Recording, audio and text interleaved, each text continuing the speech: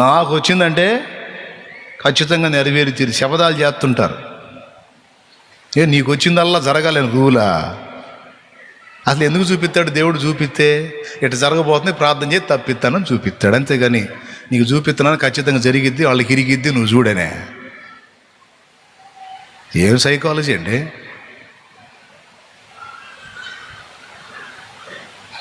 వాడు ఏం చేస్తాడంటే ఇట్లా మనయే నెగిటివ్గా చూపించి, మన ఇంట్లో సంగతులే, మన వ్యక్తిగత సంగతులే, మనకో మన వాళ్ళకో మనం బాగా నమ్మే వ్యక్తులకో కొన్ని కళలు చూపించి, కొన్ని దర్శనాలు చూపించి అవి మన చెవికి వచ్చేటట్టు చేస్తాడు.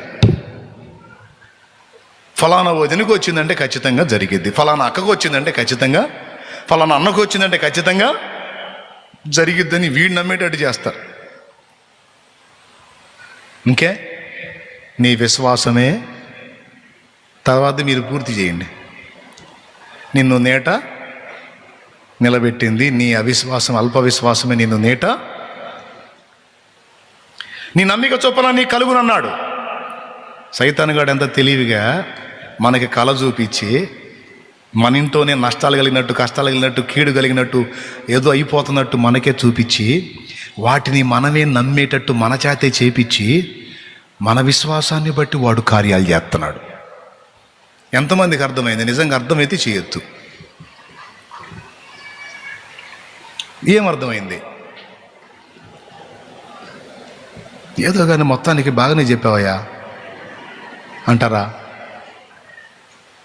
మనకే కళలు లేక మనకే దర్శనాలు లేదా మన వాళ్ళకే వచ్చేటట్టు చేసి వాటిని మనం నమ్మేటట్టు చేసి ఆ విశ్వాసాన్ని బట్టి నిజంగానే అవి మన జీవితంలో జరిగేటట్టు చేస్తున్నాడు ఆ లూసిఫర్ గాడు.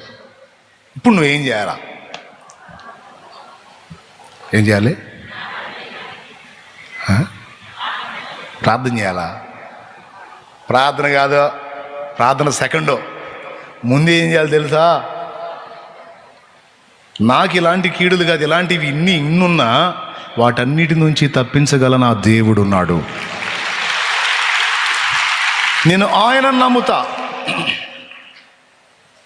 శత్రువుగాడు నా గుంట తీస్తే ఆ గుంట నుంచి నన్ను తప్పించడానికి నా దేవుని హస్తం నాకు తోడుగా ఉంది.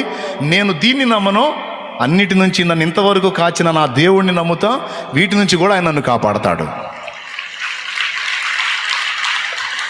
కాదు, అట్లా కాదు, ఇదిగో నాకు వస్తే అసలుకే నాకు జరిగిద్ది అంతే, వాగులో దూకు, నాకెందుకు, ఎవడికన్నా జరిగిద్దేమో, నాకు జరగదు. ఎందుకు జరగదేంది అంటే జరగదంతే. నేను